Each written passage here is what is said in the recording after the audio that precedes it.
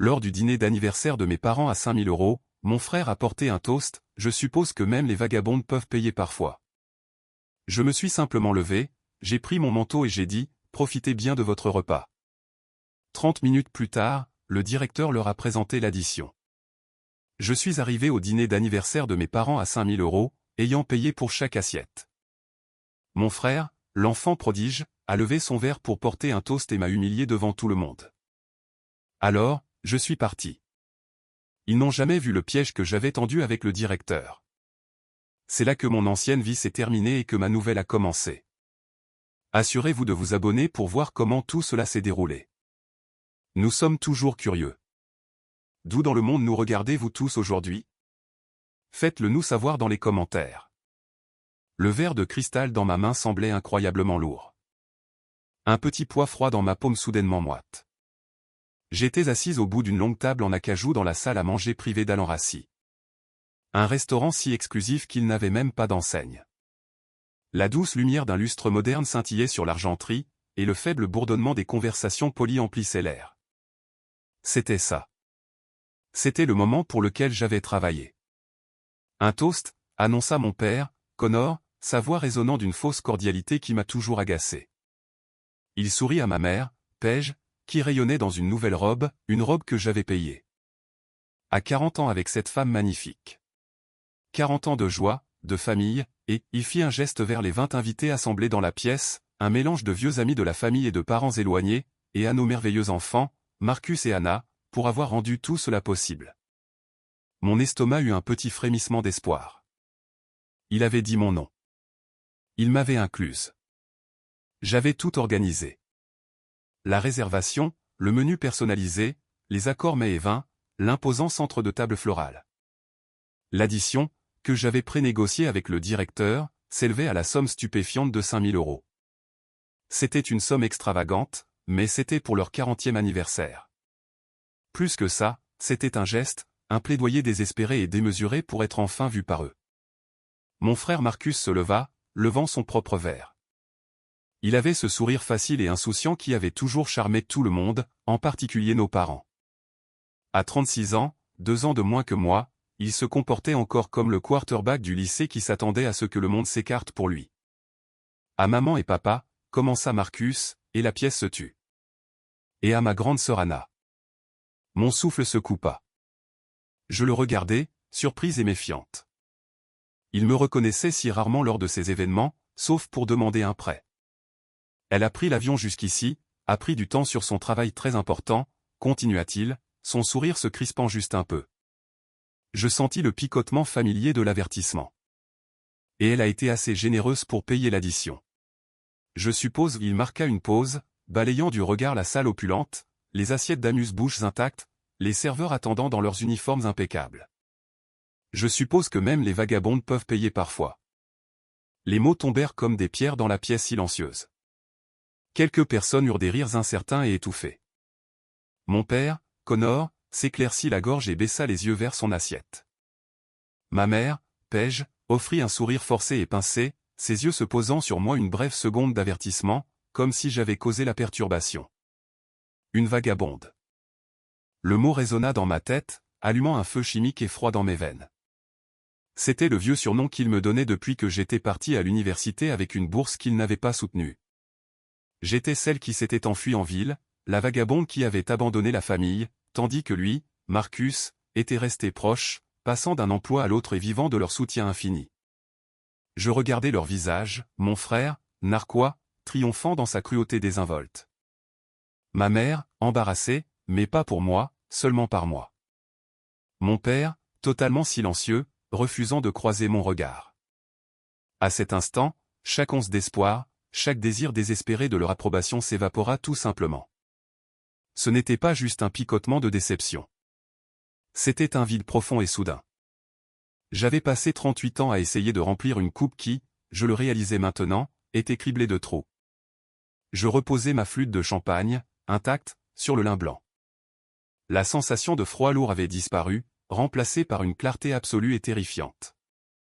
Je ne tremblais pas. Je ne pleurais pas. Je me levai. Ma chaise fit un léger bruit de raclement sur le sol poli. Tous les yeux se tournèrent vers moi. Le sourire narquois de Marcus vacilla, remplacé par de la confusion. « Anna, assieds-toi » siffla ma mère, son sourire figé. Marcus plaisantait. « Non, dis-je, ma voix étonnamment stable. » Elle semblait venir de quelqu'un d'autre. Il ne plaisantait pas. Je ramassai mon sac à main par terre. Je me tournai vers mon père. « Joyeux anniversaire, papa. » Je regardai ma mère. « Maman. » Puis je leur tournai le dos à tous. Je marchai jusqu'à l'alcôve drapée de velours où le préposé avait pris mon manteau. Je récupérai le simple manteau de laine noire, celui que j'avais acheté dans un grand magasin, pas une boutique, et l'enfilai. Je ne regardai pas en arrière. Je passai devant les serveurs surpris, traversai la salle à manger principale, et sortis par les lourdes portes en chêne dans l'air froid de la nuit. Le voiturier se précipita, mais je lui fis signe de la main et continuai à marcher. Alors que je tournais au coin de la rue principale, mon téléphone se mit à vibrer dans la poche de mon manteau. Un texto de Marcus. « C'est quoi ton problème? Reviens ici. Tu mets maman dans l'embarras. » Je l'ignorais. Une autre vibration. Ma mère. « Anna, ce n'est pas le moment. Reviens et excuse-toi auprès de ton frère. » Je hélai un taxi. En montant, je ressentis une étrange légèreté creuse. Le chauffeur me demanda où j'allais. Je lui donnai le nom de mon hôtel. Le taxi s'inséra dans la circulation et je regardai l'entrée élégante et discrète d'Alan Rassi disparaître derrière moi. 30 minutes, me dis-je. Je leur donnerai 30 minutes. C'était le délai de grâce que j'avais arrangé avec le directeur. 30 minutes à partir du moment où je partais pour que l'addition soit livrée à leur table. Le téléphone dans ma main vibra de nouveau. Cette fois, un appel de mon père. Je le laissai aller à la messagerie vocale. La trahison n'était pas seulement l'insulte. C'était le silence qui avait suivi. L'appel téléphonique avec le directeur du restaurant, un homme méticuleusement professionnel nommé Monsieur Dubois, avait eu lieu 3 jours auparavant. Je l'avais passé depuis ma chambre d'hôtel, pas mon bureau, juste par sécurité. « Madame Evans » avait-il dit, sa voix polie mais ferme. « Pour confirmer, vous réservez le salon rouge privé pour 20 personnes. Vous avez approuvé le menu exceptionnel avec les accords du sommelier. Le total, y compris le pourboire et les frais de service, sera de 5 000 €.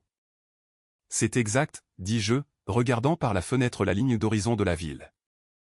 Mais j'ai une condition spécifique concernant le paiement.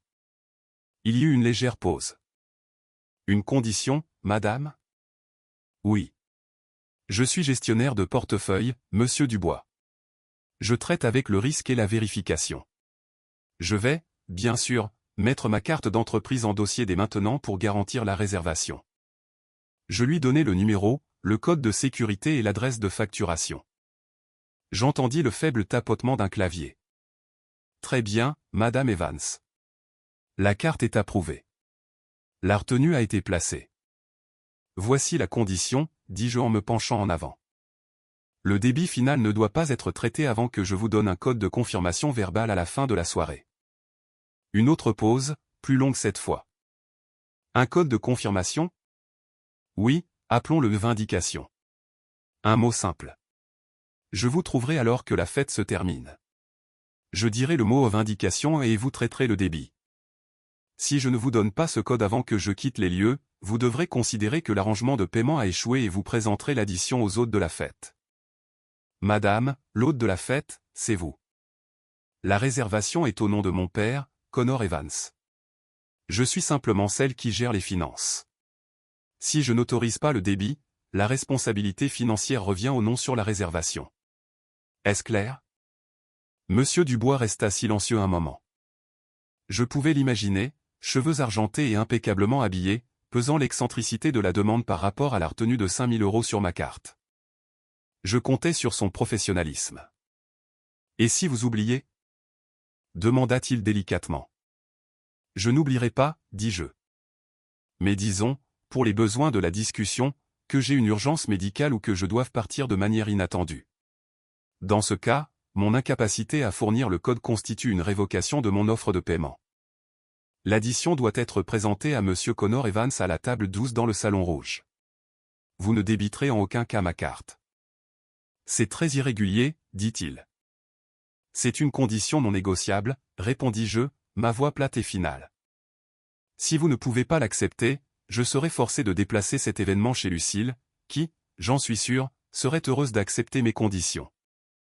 La menace était vide. Lucille était réservée pour des mois, mais elle eut l'effet désiré. Non, non, ce ne sera pas nécessaire, dit-il rapidement. Vos conditions sont claires. Mes excuses. Je suis dans ce métier depuis 20 ans et je n'ai jamais eu une telle demande. Alors je suis heureuse de pouvoir vous offrir une nouvelle expérience, dis-je. Pour confirmer, vous ne débiterez pas ma carte à moins que je ne vous trouve personnellement et dise le mot vindication. Sinon, l'addition va à Connor Evans. Oui, madame. Compris. Maintenant, assise à l'arrière du taxi, cette conversation se rejouait dans mon esprit. C'était une impulsion de dernière minute, un sentiment lancinant d'auto-préservation. Je l'avais justifié comme une simple précaution. Après tout, la dernière fois que j'avais payé pour des vacances en famille, un voyage à Hawaï qu'ils avaient pratiquement exigé, Marcus avait accidentellement facturé 2000 € de leçons de plongée et de soins au spa sur ma chambre, et mes parents avaient refusé de le forcer à me rembourser. « Ne fais pas de vagues, Anna », avait dit ma mère. « Tu peux te le permettre. » C'était la phrase qui me suivait toujours. « Tu peux te le permettre. » Parce que j'avais réussi, parce que je m'étais construit une vie en tant que gestionnaire de portefeuille dans une entreprise compétitive, ma richesse était considérée comme un service public pour le reste de la famille. Mes réussites n'étaient pas une source de fierté pour eux. Elles étaient une ressource à exploiter. Mon téléphone vibra de nouveau, vibrant avec colère sur le siège à côté de moi. C'était un texto de Marcus. Papa est furieux. Tu as gâché leur soirée. Tu es la personne la plus égoïste que j'ai jamais connue. Égoïste. Le mot était si familier qu'il avait presque perdu son piquant. J'étais égoïste de ne pas co-signer le bail de son appartement de luxe. J'étais égoïste de ne pas lui prêter 10 000 € pour sa dernière brillante idée d'entreprise. J'étais égoïste de donner la priorité à ma carrière plutôt que d'être à leur entière disposition. Le taxi s'arrêta à mon hôtel. Je payai le chauffeur, entrai dans le hall lumineux et stérile, et pris l'ascenseur jusqu'à ma chambre. Le silence de la chambre était un soulagement. J'enlevai mon manteau, le suspendis dans le placard, et m'assis sur le bord du lit king size. Mon téléphone, serré dans ma main, s'alluma de nouveau. Cette fois, c'était un appel. Paige Evans, ma mère. Je fixai le nom. Je pensais aux décennies de petites coupures, au fait qu'on m'ait dit que ma bourse était un peu ostentatoire, à ma mère prenant le parti de Marcus quand il avait accidenté ma première voiture et menti à ce sujet, à mon père regardant, silencieux et approbateur.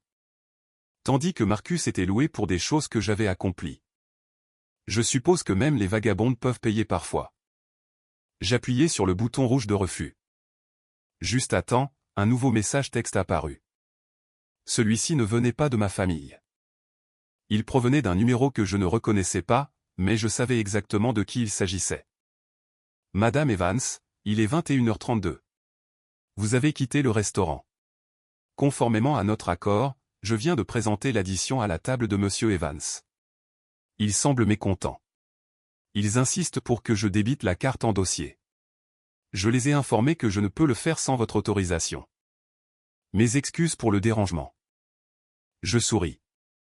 Un vrai sourire authentique qui commença lentement et s'étendit sur mon visage. Mes compliments au chef, Monsieur Dubois, murmurai-je dans la pièce vide. Mon téléphone se mit à sonner de nouveau, une convocation frénétique et stridente. Cette fois, c'était mon père. Je refusai l'appel. Un nouveau texto de Marcus, tout en majuscule. Appelle papa maintenant. Qu'est-ce que tu as fait? Le directeur est là.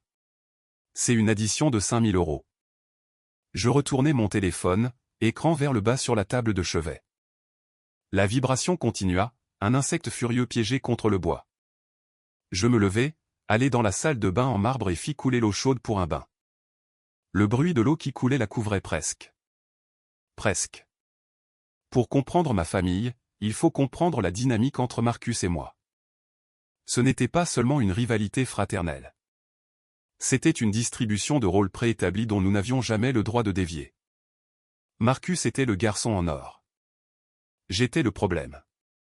Marcus était celui qui ne pouvait rien faire de mal. Quand il a échoué à ses examens au lycée, c'était parce que les professeurs ne comprenaient pas son potentiel. Quand il a eu une conduite en état d'ivresse à l'université, c'était une erreur de jeunesse que l'avocat de mon père a discrètement réglée.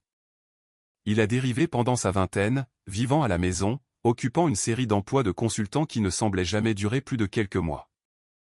Son poste actuel d'agent immobilier consistait, d'après ce que je pouvais comprendre, plus à publier des photos de lui devant des maisons qu'il ne pouvait pas vendre qu'à gagner sa vie. Mais oh, comme mes parents l'adoraient.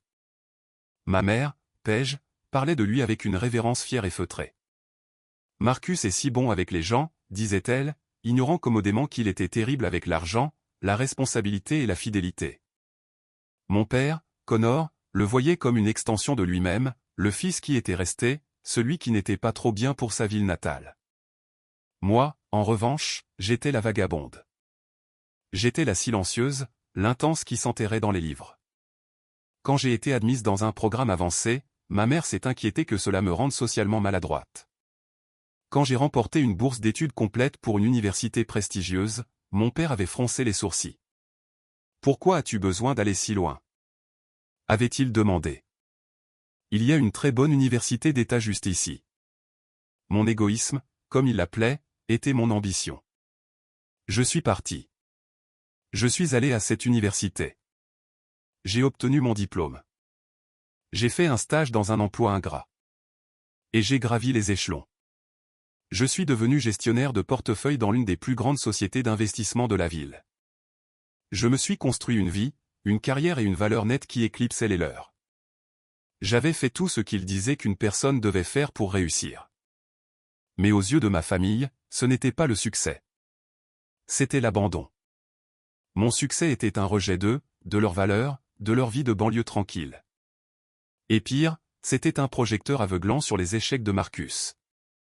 Plus je réussissais, plus il le choyait, et plus il me détestait. Mon argent était la seule partie de ma vie qu'ils semblaient respecter, et même alors, seulement dans la mesure où cela leur profitait. J'avais payé pour réparer le toit de leur maison. J'avais couvert la compte pour la nouvelle voiture raisonnable de Marcus, une BMW. J'étais le fonds d'urgence, le distributeur automatique ambulant, celle qu'ils appelaient quand les factures s'accumulaient. Mais je n'étais jamais de la famille. Pas vraiment. J'étais la vagabonde, autorisée à entrer pour un repas tant que je le payais. Je sortis du bain, l'eau maintenant tiède. La vibration de la table de chevet s'était enfin, miséricordieusement, arrêtée. Je m'enveloppais dans un épais peignoir d'hôtel et retournai dans la chambre. L'écran de mon téléphone affichait 14 appels manqués et 22 nouveaux messages. J'ouvris le fil de discussion de Marcus. « Marcus, qu'est-ce que tu as fait ?»« Marcus, il menace d'appeler la police. »« Marcus, papa n'a pas son chéquier. » Paige pleure. « Marcus, c'est de ta faute. Tu les as humiliés. »« Marcus, décroche ton téléphone, lâche. »« Marcus, je vais devoir mettre ça sur ma carte de crédit. » J'espère que tu es contente. Le dernier message me fit réfléchir. Marcus mettant 5 000 € sur sa carte de crédit. Ça, je devais le voir. Je savais pertinemment que son crédit était abyssal. Il avait emprunté mon numéro de sécurité sociale des années auparavant pour demander une carte. Un incident de vol d'identité. Je ne l'avais découvert que lorsqu'une agence de recouvrement m'avait appelé. J'avais mis fin à cela, payé la facture pour protéger mon propre crédit, et l'avais confronté. Il s'en était tiré avec une pirouette. C'était juste une erreur, Anna. Détends-toi. Cette fois, j'étais détendu. J'étais parfaitement calme. Je pris le téléphone et ouvris mes contacts. Je n'appelais pas ma famille. J'appelais Sarah, ma collègue et, plus important encore, mon avocate. Il était tard, mais elle était une noctambule. « Anna » répondit-elle, sa voix vive et alerte. « Est-ce que tout va bien ? Il est passé minuit chez toi. »« Tout est fantastique, Sarah, » dis-je, en marchant vers le mini-réfrigérateur et en sortant une petite bouteille d'eau. « Mais je pense que je vais avoir besoin que tu rédiges une lettre pour moi demain matin. »« Une lettre pour qui ? Qu'est-il arrivé à ta famille ? » « Une mise en demeure, dis-je. Et aussi, j'ai besoin que tu sortes un rapport de crédit complet sur mon frère Marcus Evans. J'ai le sentiment qu'il est sur le point de faire quelque chose de très stupide à nouveau, et je veux être prête. Anna, qu'est-ce que tu as fait? Demanda Sarah, mais il y avait une note d'amusement dans sa voix. Elle connaissait ma famille. Je viens de quitter le dîner, dis-je en buvant une gorgée d'eau. Je leur ai juste laissé l'addition. Il y eut un long silence à l'autre bout du fil, puis Sarah laissa échapper un léger sifflement. Le dîner d'anniversaire. Celui pour lequel tu étais si stressé. Celui à 5 000 €. C'est celui-là. Et tu es juste parti? Je suis juste parti, confirmai-je. Alors, à propos de ce rapport de crédit? Je m'en occupe, dit Sarah. Considère que c'est fait. Et Anna, bienvenue dans le reste de ta vie. Je raccrochai, sentant un poids que je n'avais même pas réalisé que je portais se soulever de mes épaules. Le téléphone vibra une dernière fois. Un texto de mon père, Connor. Papa, je n'ai jamais eu aussi honte de toi de ma vie. Tu n'es pas ma fille. Je lus les mots. Tu n'es pas ma fille. Pendant 38 ans, cette phrase m'aurait détruite. Elle m'aurait fait courir, m'excuser, supplier le pardon, faire un chèque pour arranger les choses. Mais ce soir, je l'ai juste lu et je n'ai rien ressenti. Rien d'autre que le vide calme et propre d'une porte de cage qui s'ouvre. D'accord, murmurai-je. Je reposai le téléphone sur la table de chevet, écran vers le bas. Je me mis au lit, remontai les couvertures jusqu'à mon menton, et pour la première fois depuis aussi longtemps que je pouvais me souvenir, je m'endormis instantanément. Le lendemain matin, je me réveillai dans le silence. J'avais dormi 8 heures profondes et sans rêve. Le soleil filtrait à travers les rideaux, et mon téléphone était éteint. Quelque part pendant la nuit, il était mort. Je ressentis une petite pointe d'anxiété, l'envie réflexe de vérifier, de voir les dégâts, de gérer les retombées. Je l'ignorais. À la place, je commandai le service en chambre. Café, œufs bénédicts et une portion de fruits frais. Je pris une longue douche, laissant l'eau chaude laver les derniers vestiges d'Alan Rassi. Une fois habillé, je branchai mon téléphone et sirotai mon café pendant qu'il démarrait. Le barrage était prévisible. Un mur de vitriol. Appels manqués, messages vocaux en colère et textos allant des menaces aux supplications. Marcus, j'ai dû payer. Ma carte a failli être refusée. Tu me dois 5 000 €. Je ne plaisante pas. Je vais appeler un avocat. Paige, Anna. Ma chérie, je pense que nous avons juste mal commencé. Ton frère taquinait. Tu sais comment il est. Tu as surréagi. S'il te plaît, appelle-nous. Ton père est très contrarié. Connor, ne prends pas la peine de rentrer à la maison. Tu as fait ton choix.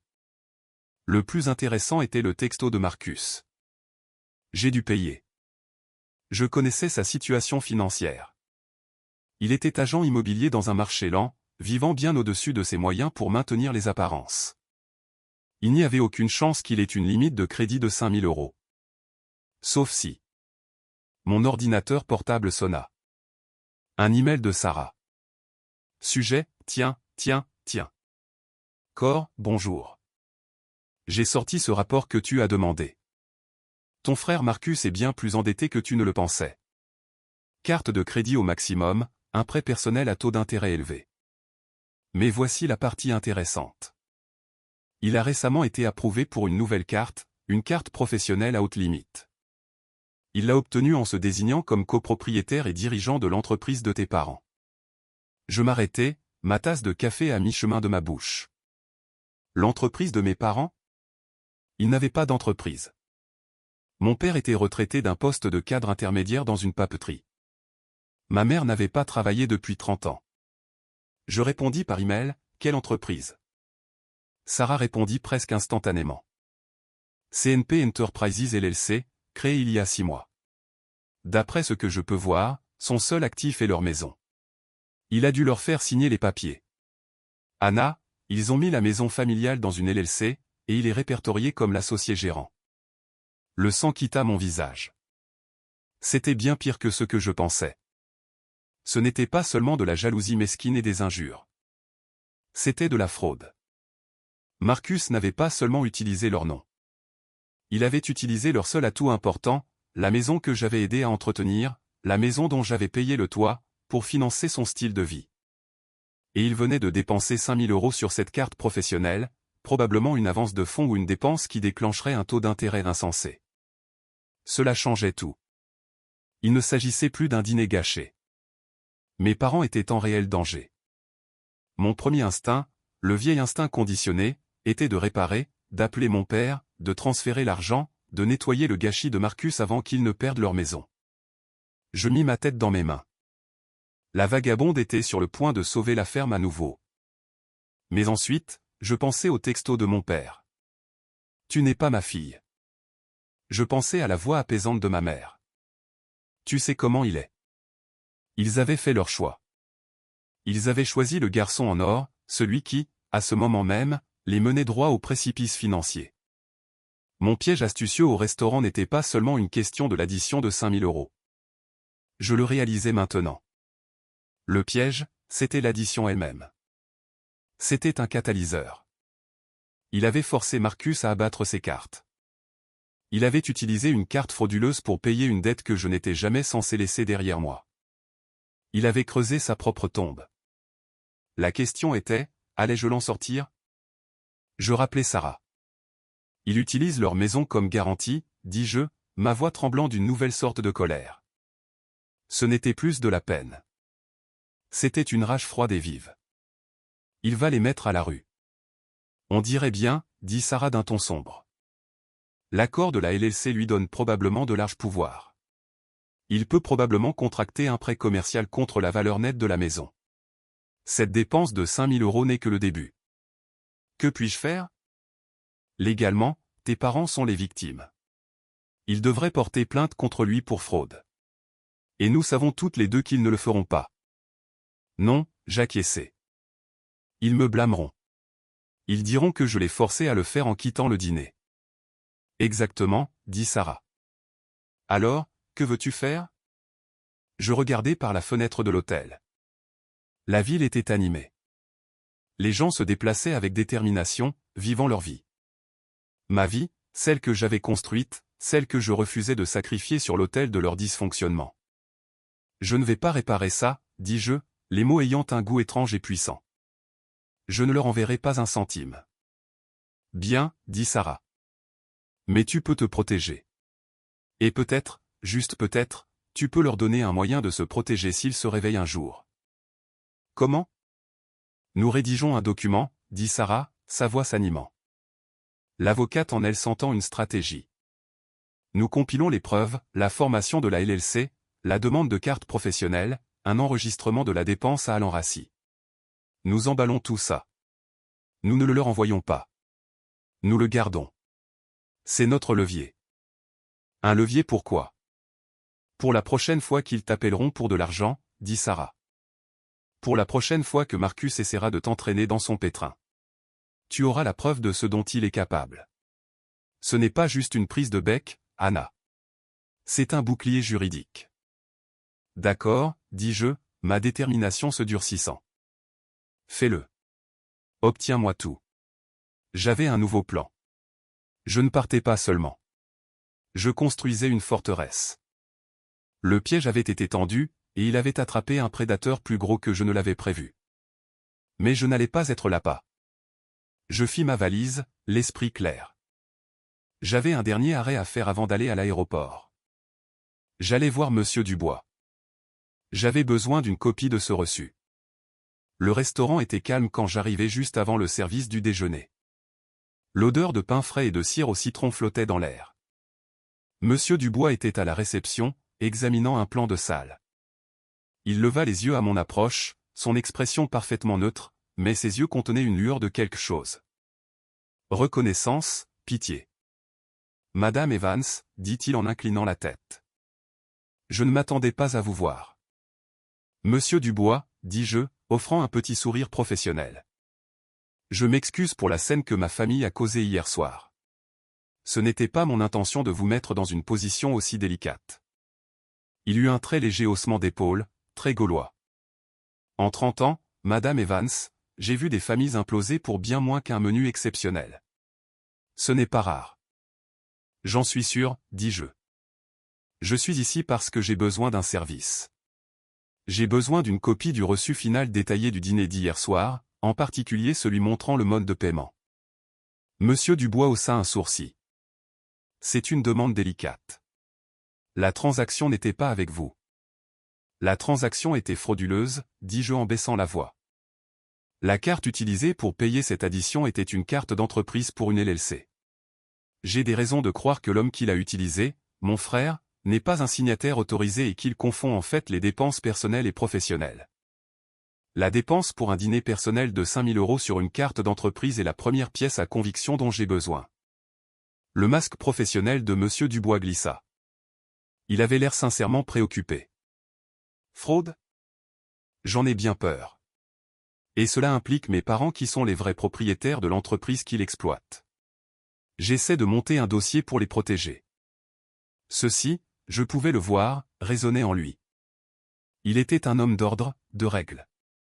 L'idée de fraude, de quelqu'un souillant la réputation de son établissement avec un mauvais paiement, l'offensait clairement. Je vois, dit-il lentement. Il tapa quelque chose sur son terminal informatique. La petite imprimante de reçu à côté de lui vrombit. Il prit le papier de la machine, l'étudia un instant, puis le plia soigneusement. Il récupéra une petite enveloppe, y glissa le reçu et me l'attendit. Ceci est une copie client, dit-il formellement. Je ne peux pas vous donner la copie commerçant qui a la signature complète, mais nos caméras de sécurité dans le salon rouge sont activées par le mouvement. Elles auraient clairement enregistré Monsieur Marcus Evans signant l'addition. Si votre avocat ou les autorités demandaient les images, nous serions obligés de nous y conformer. Je pris l'enveloppe. C'était plus que ce que j'aurais pu espérer. Monsieur Dubois, vous avez été incroyablement utile. Merci. Je ne fais que protéger l'intégrité de la transaction, Madame Evans, dit-il. Bonne chance. Je sortis du restaurant et entrai dans la lumière vive du soleil, l'enveloppe dans ma main ressemblant à une arme. Je me dirigeai directement vers l'aéroport, ignorant la nouvelle série de textos qui avait commencé. Mon vol était dans 2 heures. Assise à la porte d'embarquement, je me permis enfin d'ouvrir le fil de messages de ma mère. Paige, Anna, je t'en supplie. Ton père est hors de lui. Tu dois arranger ça. Marcus est. Il est très stressé. Il a utilisé sa carte d'entreprise et il a dit que s'il ne peut pas la rembourser, il perdra son emploi. Paige, il nous a dit que tu lui avais promis que tu paierais pour le dîner et que tu l'as ensuite délibérément piégé. Paige, Anna, s'il te plaît.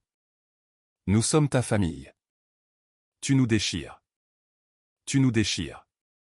Pas Marcus avec ses mensonges et son vol. Pas mon père avec son silence cruel. Pas elle avec ses décennies de complaisance. Moi, la vagabonde, celle qui a finalement dit non. La manipulation était si transparente. C'était presque pathétique. Je ressentis une vague de pitié. Pas pour eux, mais pour la personne que j'étais. La femme qui aurait reçu ce texto et aurait immédiatement fondu en larmes, réservé un vol de retour et fait un chèque. Je tapais une seule réponse. Mes doigts étaient stables. Moi? Marcus a menti. La carte qu'il a utilisée provenait d'une LLC, CNP Enterprises, qu'il a créée en utilisant votre maison comme seul actif. Il a utilisé votre maison comme sa banque personnelle. Le dîner à 5 000 € n'était que le dernier retrait. Je vous suggère, à papa et à toi, d'engager un expert comptable judiciaire et un bon avocat car Marcus commet une fraude criminelle et il va vous mettre à la rue. Ne me contactez plus. J'appuyai sur envoyer. Puis je fis quelque chose que j'aurais dû faire il y a 10 ans. J'ouvris son contact. Je bloquai son numéro. Je bloquai le numéro de mon père.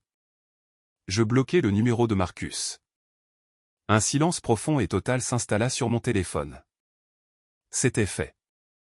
Mon vol fut appelé pour l'embarquement. Je me levai, tirai ma valise derrière moi et ne regardai pas en arrière. Je leur avais laissé l'addition, mais plus que ça, je leur avais laissé la vérité. Ce qu'ils en feraient n'était, pour la première fois de ma vie, plus mon problème. Le vol de retour fut les 5 heures les plus paisibles que j'ai eues de mémoire récente. J'éteignis mon téléphone, mis des écouteurs à réduction de bruit et regardé une comédie romantique vraiment terrible. Je dormis. Quand j'atterris, je me sentis reposé. Ce sentiment dura jusqu'à ce que je déverrouille ma porte d'entrée. Il y avait un homme assis sur le banc dans le couloir devant mon appartement. Mon sang se glaça. C'était Marcus. « Anna » dit-il en se levant. Il avait l'air affreux.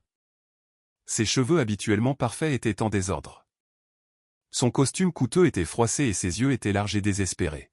« Anna, Dieu merci, tu dois m'aider. »« Comment es-tu entré dans mon immeuble, Marcus ?» demandai-je, ma voix plate.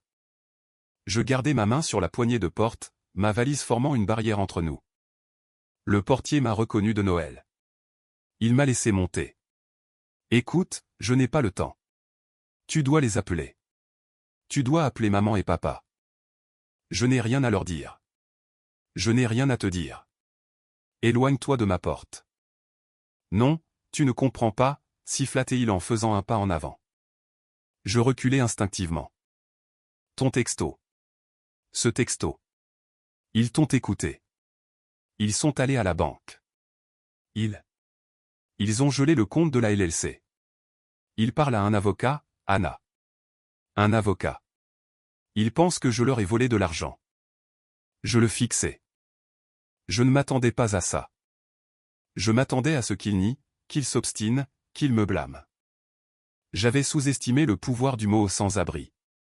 Tu leur as volé de l'argent, Marcus, dis-je. Ça s'appelle de la fraude. Utiliser leur seul actif pour ton usage personnel. C'était juste pour me lancer, insista-t-il, sa voix se brisant. Le marché immobilier est difficile. J'allais tout rembourser. Et ce dîner, c'était de ta faute. Tu m'as piégé. Tu savais que je devrais payer. Je ne savais rien de tel. Je savais que je ne payais plus. Les conséquences de ta propre arrogance te reviennent. Maintenant, pars. Je ne peux pas, cria-t-il, et il s'affaissa littéralement contre le mur. Anna, s'il te plaît, la banque, ils ont réclamé le prêt. À cause de l'activité frauduleuse, la dépense de 5 000 €. Ils veulent la totalité du montant ou ils entament une procédure de saisie sur la maison. La maison de maman et papa. Mon estomac se noie. Les choses allaient plus vite que je n'aurais pu l'imaginer. C'était le résultat catastrophique que j'avais voulu éviter. Celui que, dans une petite partie sombre de mon cœur, je savais inévitable. J'ai besoin de 50 000 €, Anna, murmura-t-il, glissant le long du mur pour s'asseoir par terre, la tête dans les mains. C'est ce dont la banque a besoin pour arrêter la procédure. Juste 50 000 €. Tu as ça, je sais que tu l'as. Je te rembourserai. Je le jure. Chaque centime. Je le regardais.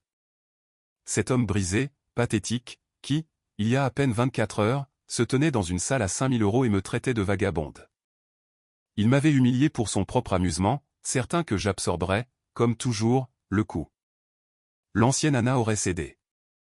L'ancienne Anna aurait vu la maison de ses parents en jeu et aurait signé le chèque juste pour faire disparaître le problème.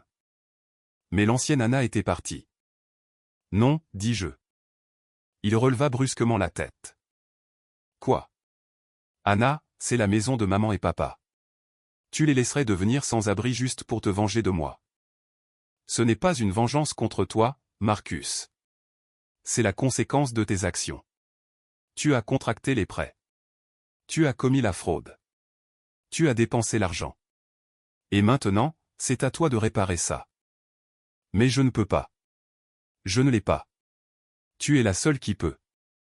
Non, dis-je à nouveau, et cette fois ma voix était d'acier. Je ne suis plus ton filet de sécurité. Je ne suis pas le distributeur automatique de la famille. Tu as fait ça. Tu le déferas, ou tu iras en prison. Ce sont tes options. Tu me laisserais aller en prison. Balbutia-t-il, son visage pâle de choc. Je paierai le billet, dis-je. J'ouvris la porte de mon appartement. Sors de mon immeuble, Marcus, dis-je, ma voix basse et dangereuse.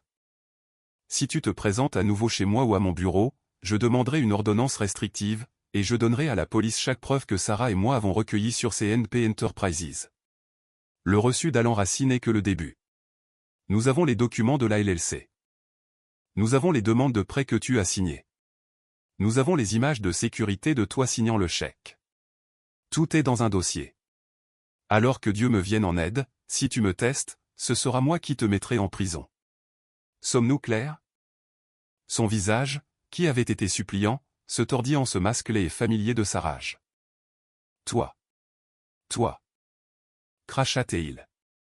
Tu m'as toujours détesté. Tu as toujours été jalouse. Au revoir, Marcus. Je suis entré dans mon appartement et j'ai fermé la porte. Je l'ai doublement verrouillé. Je me suis appuyé contre le bois massif, mon cœur battant la chamade dans ma poitrine. J'ai entendu un cri de rage étouffé dans le couloir, puis le bruit d'un poing frappant le mur. Puis finalement, le son de l'ascenseur qui sonnait en étant appelé. Je me suis laissé glisser jusqu'au sol, mes jambes tremblantes. La forteresse avait tenu.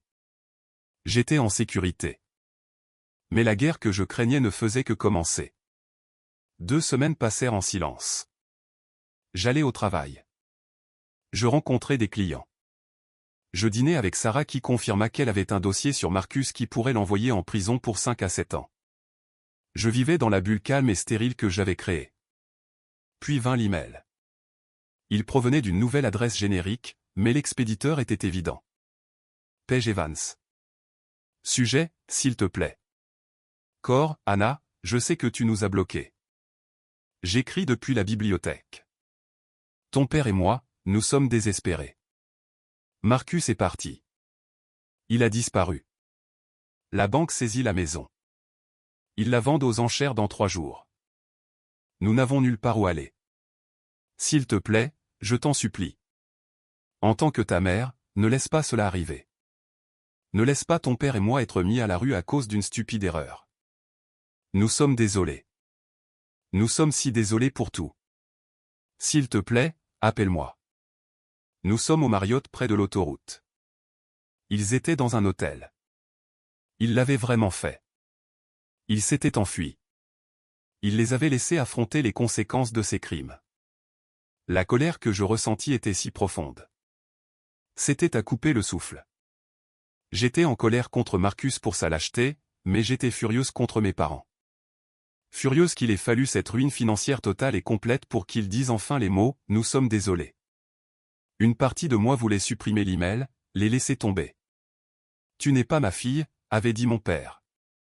Mais je ne pouvais pas. Pas quand j'avais le pouvoir d'arrêter ça. Mais je ne serais pas leur sauveuse. Pas cette fois. J'appelais Sarah. Ils vendent la maison aux enchères. Peuvent-ils faire ça? Si le prêt a été garanti par la maison et qu'il est en défaut, absolument. La LLC est le propriétaire. La banque saisit l'actif principal de la LLC. Je veux l'acheter, dis-je. Sarah resta silencieuse. Anna, achetez la maison. C'est la maison de mon enfance. Autant je déteste ce qu'elle représente, autant je ne peux pas la laisser à un étranger pour rien. Et j'ai une idée. Je t'écoute, dit-elle. Je ne la leur donne pas. Je vais la posséder. Et je vais leur faire signer un contrat de location, $1 par an, quelque chose qui rend légalement irréfutable que je suis la propriétaire et qu'ils sont locataires. Et je vais y inscrire une clause de comportement. Sarah se mit à rire. Une clause de comportement? Oh, tu es ma cliente préférée. Qu'est-ce qu'elle va dire? Que je ne suis pas responsable des dettes de Marcus. Qu'ils ne doivent pas lui donner d'argent ni l'héberger. S'ils violent le bail, ils sont dehors. C'est le seul moyen. Je protège mon bien et je les protège d'eux-mêmes et de lui. C'est brutal, dit Sarah. Et c'est brillant. Je vais préparer les papiers. La vente aux enchères est publique. Nous pouvons t'inscrire comme enchérisseur anonyme. Tu l'obtiendras probablement pour la valeur du prêt puisque c'est une saisie. 3 jours plus tard, j'étais la propriétaire légale et anonyme de la maison de mes parents, achetée pour le montant exact du prêt frauduleux de Marcus. Je transférai l'acte de propriété et le contrat de location que Sarah avait rédigé à l'adresse email de ma mère. Puis je me rendis au Marriott près de l'autoroute. Je l'ai trouvé dans le triste hall beige, assis sur un canapé usé, l'air perdu et petit. Mon père, Connor, qui avait toujours semblé si grand et imposant, avait l'air gris et fragile. Ma mère avait juste l'air fatiguée. Ils se levèrent quand ils me virent. Ma mère se mit à pleurer, se précipitant pour me serrer dans ses bras. Je levai une main. Pas encore. Elle s'arrêta, confuse. Je ne suis pas ici pour vous absoudre, dis-je, ma voix résonnant légèrement dans le hall vide. Je suis ici pour faire une proposition commerciale. Avez-vous reçu mon email? Paige hocha la tête, essuyant ses yeux. Tu as acheté la maison. J'ai acheté la maison, confirmai-je. C'est maintenant ma propriété. J'ai arrêté la vente aux enchères. La banque est payée. La dette est effacée. Mon père s'avança, son visage se contractant. Anna, je ne sais pas quoi dire. Nous t'avons traité. Vous m'avez traité terriblement, dis-je, le coupant. Vous m'avez traité comme une vagabonde. Vous êtes resté là, silencieux, pendant que votre fils, le fils que vous avez soutenu et protégé, m'humiliait après que j'ai offert un acte de profonde générosité. Et puis, quand les conséquences de ces actions sont arrivées, vous m'avez blâmé. Vous m'avez renié. Mon père tressaillit, baissant les yeux. J'étais en colère. Je ne le pensais pas. Vous l'avez toujours pensé, dis-je, la vérité nette et propre. Toute ma vie, vous l'avez pensé. Mais c'est fini. Je posai un dossier sur la table basse. C'est un contrat de location. Je vous louerai ma maison pour $1 par an. Vous pourrez y vivre pour le reste de votre vie, mais vous signerez ceci. Connor le prit, ses mains tremblant alors qu'il cherchait ses lunettes de lecture. Il le lut. Paige le lut par-dessus son épaule. Une clause de comportement, murmura Paige. Elle stipule, dis-je, ma voix purement professionnelle, que vous n'aurez aucun contact avec Marcus concernant les questions financières. Vous ne lui donnerez pas d'argent. Vous ne co-signerez aucun prêt. Vous ne lui permettrez pas de vivre dans ma maison. S'il se présente, vous appellerez la police. Si vous violez cette clause, le bail est résilié, je vous expulserai et je vendrai la maison. Tu nous expulserais? Murmura mon père, horrifié. Sans hésiter, dis-je. Ce n'est pas une négociation. C'est l'arrangement. Je ne suis pas votre fille. Souvenez-vous, je suis votre propriétaire. Vous serez des locataires dans la maison que votre fils vous a volée, et vous y vivrez selon mes règles. Les règles sont simples. Vous allez enfin, pour la première fois de votre vie, cesser de le soutenir. Vous vous protégerez. Ce faisant, vous protégerez mon bien. Paige pleurait à chaudes larmes maintenant. Anna, s'il te plaît. C'est notre fils. Et je suis votre fille. Les mots sortirent de moi plus forts que je ne l'avais prévu. J'étais aussi votre fille, et vous avez choisi. Vous l'avez choisi, encore et encore. Maintenant, je fais un choix différent. Vous pouvez avoir une maison ou vous pouvez avoir Marcus. Vous ne pouvez pas avoir les deux. Mon père s'assit lourdement. Il regarda le bail. Il regarda ma mère. Il me regarda. Ses yeux, enfin clairs. Le brouillard de sa fierté et de son favoritisme avait été consumé par la terreur pure. Il prit le stylo du bureau de l'hôtel. Où est-ce que je signe? Cela fait 1 an. Mes parents ont signé le bail.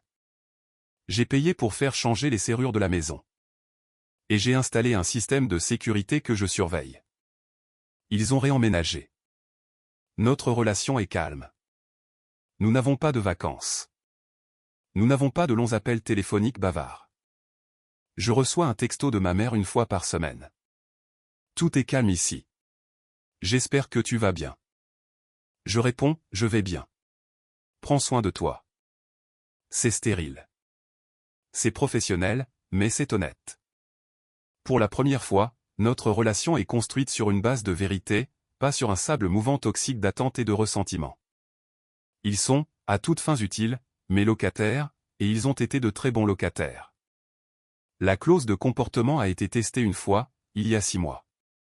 Marcus, qui, d'après ce que j'avais entendu, vivait dans sa voiture, s'est présenté à leur porte.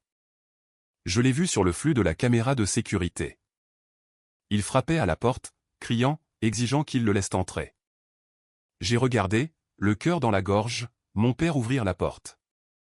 Il se tenait sur le seuil, le bloquant. Je ne pouvais pas entendre l'audio, mais je l'ai vu secouer la tête. Je l'ai vu pointer la rue.